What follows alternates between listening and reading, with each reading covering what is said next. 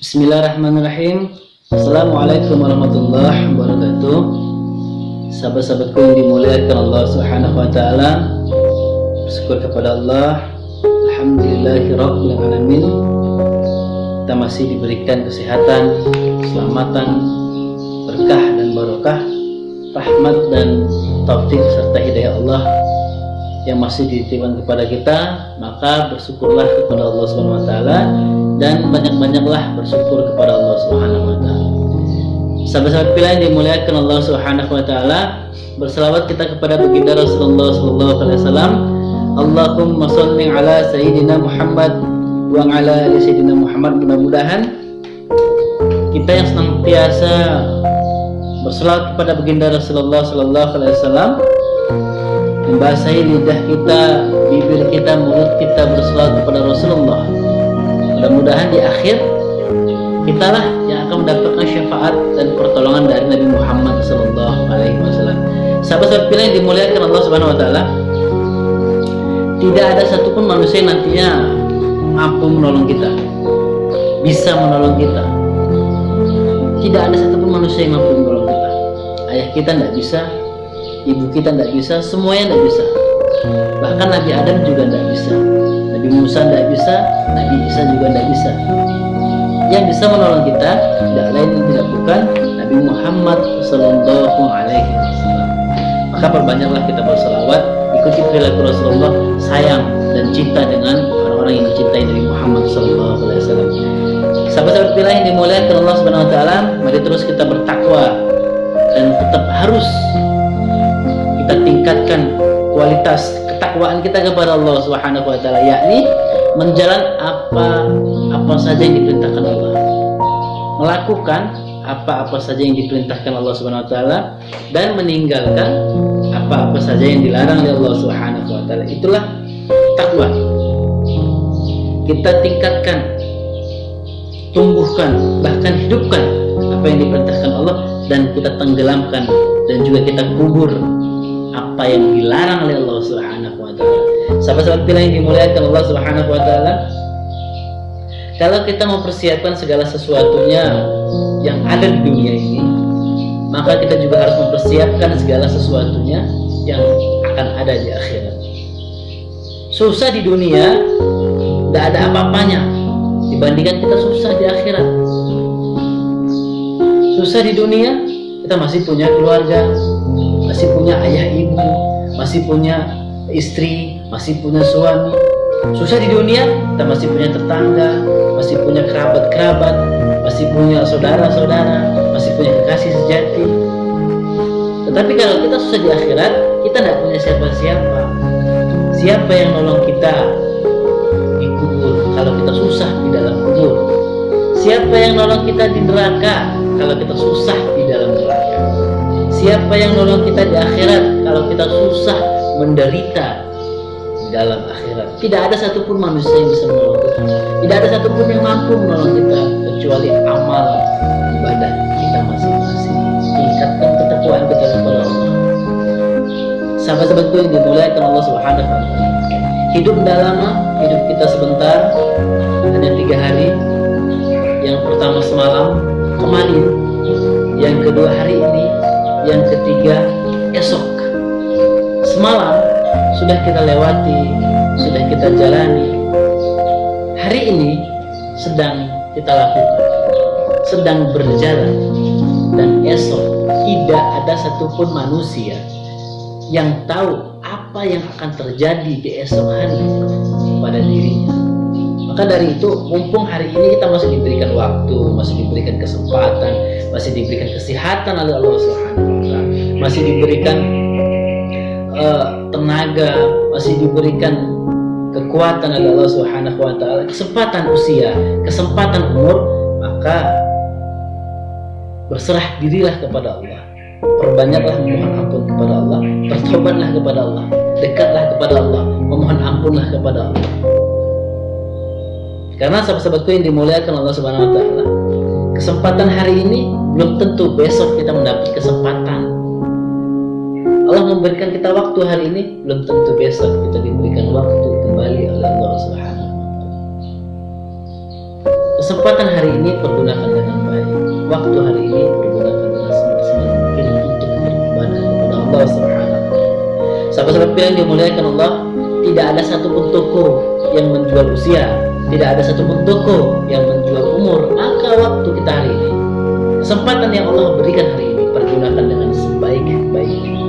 Mohon ampunlah kita kepada Allah Subhanahu wa taala sehingga Allah berjanji kepada kita, Fakultus takfiru rabbakum innahu kana ghafara. Wahai hambaku, kata Allah, sebanyak apapun dosa kalian sebesar gunung, dosa kalian seluas lautan, ketika kalian datang kepada Allah, maka sungguhnya dosa kita diampuni Allah Subhanahu wa taala.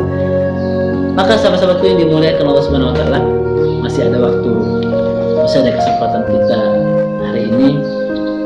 Mohon ampun kepada Allah, serah diri kepada Allah, persiapkan bekal amal kita untuk hidup di kehidupan yang sesungguhnya, di kehidupan yang sebenarnya, yaitu kehidupan di akhirat.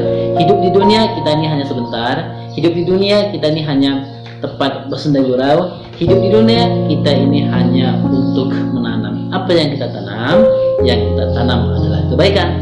Jika di dunia ini kita menanamkan kebaikan, sahabat-sahabat bilang, maka yakin, percaya kepada Allah, sikap kepada Allah, ketika di akhirat kita akan mendapatkan kebaikan juga. Ketika di dunia ini kita menanamkan keburukan, maka percaya kembali kepada Allah, di akhirat kita akan mendapatkan keburukan. Sahabat-sahabatku yang dimuliakan Allah Subhanahu wa taala,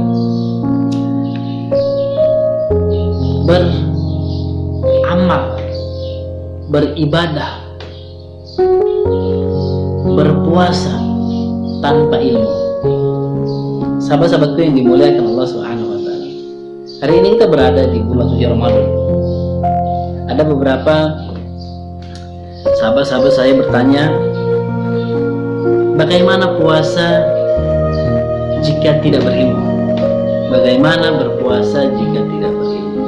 Sahabat-sahabatku yang dimuliakan Allah, bagaimana puasa orang yang tidak berilmu? Apakah puasanya sah atau puasanya batal atau puasa tidak diterima oleh Allah Subhanahu wa taala? Maka dari itu sahabat-sahabat yang dimuliakan Allah Subhanahu wa taala, ilmu itu adalah mengetahui sesuatunya dengan benar, mengetahui sesuatunya dengan baik. Berarti orang yang berilmu ialah orang yang paham, mengerti, tahu mana halal, mana haram, mana baik, mana buruk. Berarti orang yang berilmu itu adalah orang yang mengerti, paham, dan tahu mana hak, mana batil, mana merah, mana putih, mana biru, mana hitam. Itulah orang yang berilmu. Jadi bagaimana orang yang berpuasa tetapi tidak berilmu? Apakah puasanya tidak diterima Allah? Apakah puasanya batal?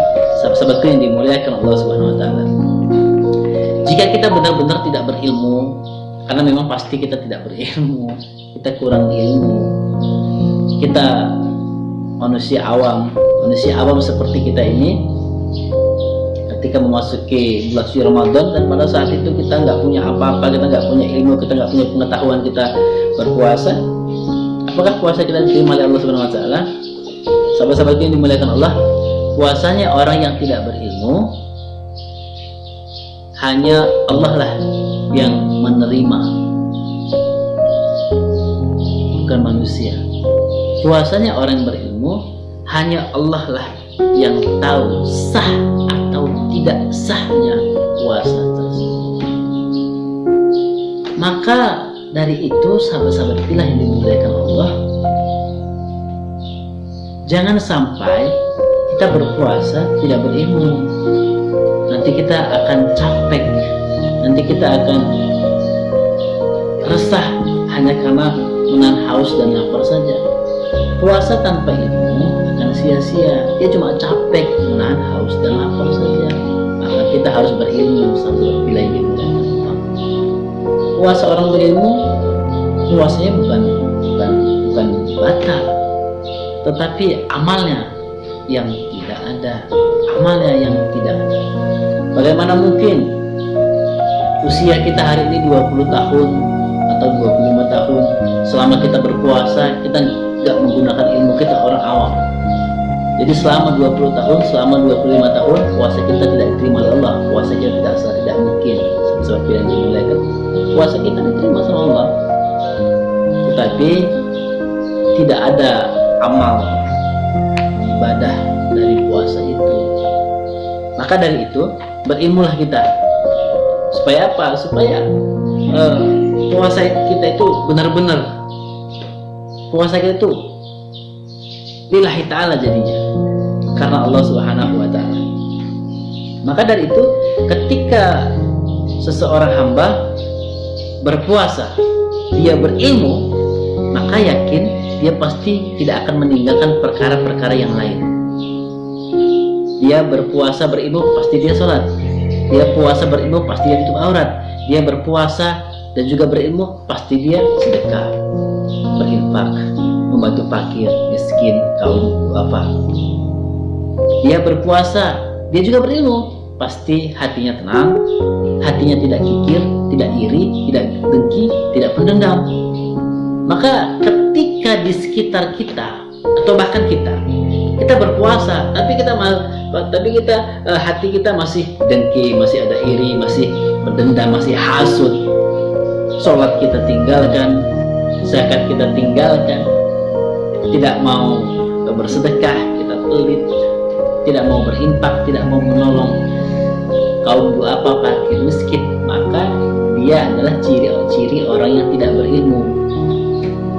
Karena banyak hari ini sahabat pilih yang dimuliakan Allah, dia puasa tapi tidak sholat, dia puasa tetapi tidak tutup aurat, dia puasa tapi kikir, tapi dengki.